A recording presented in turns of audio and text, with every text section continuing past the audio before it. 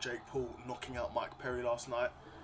Now that was a crazy, crazy fight. Jake Paul looked really good in the fight. To be honest, he looked really good.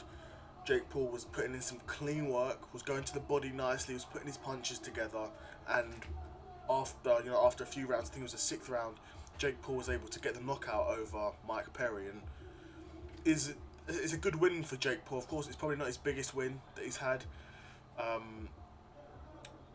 but considering he couldn't fight Mike Tyson, he had to fight Mike Perry. He put in a good performance, and he done what he was expected to do.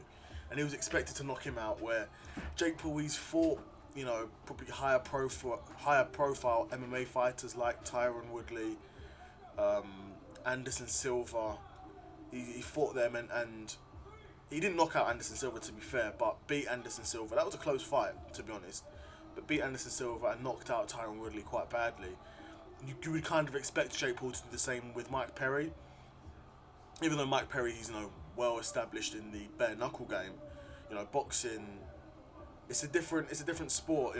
Bare knuckle, you can really, it's dogfights in bare knuckle. You go out there and it really is who's the toughest. And Mike Perry, he's a tough guy. There's no denying that he's a tough guy. But I think the culture in boxing is just a bit different. The referee was there to stop the fight. It was getting too bad. Because Jake Paul was really landing some shots, and like I said, he was putting together clean work and putting punches together in bunches.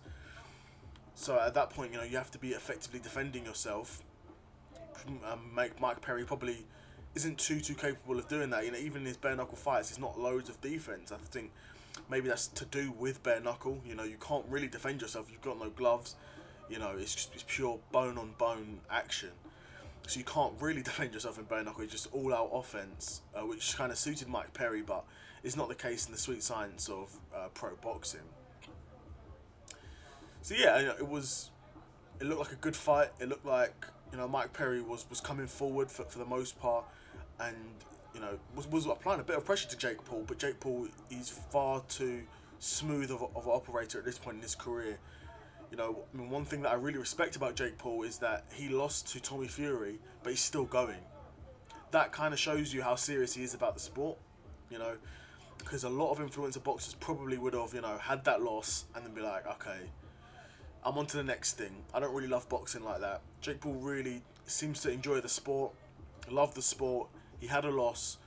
For me, that fight against Tommy Fury wasn't really a close fight. I think Tommy Fury, I know it was a close fight in some respects. It was a close fight because Jake Paul did do some stuff, but it wasn't enough to get the win. But Jake Paul beats Mike Perry in a sixth round knockout, and we'll see what's next for Jake Paul. Well, we know what's next. He's got Tyson in November. I'd be really keen to know what you guys thought or think what will happen when these two face each other in November. And I'm also keen to know what you thought of this last fight Jake Paul had. Do you think Mike Perry was an easy opponent? Did you think Jake Paul put in a really good performance? Let me know what you guys think.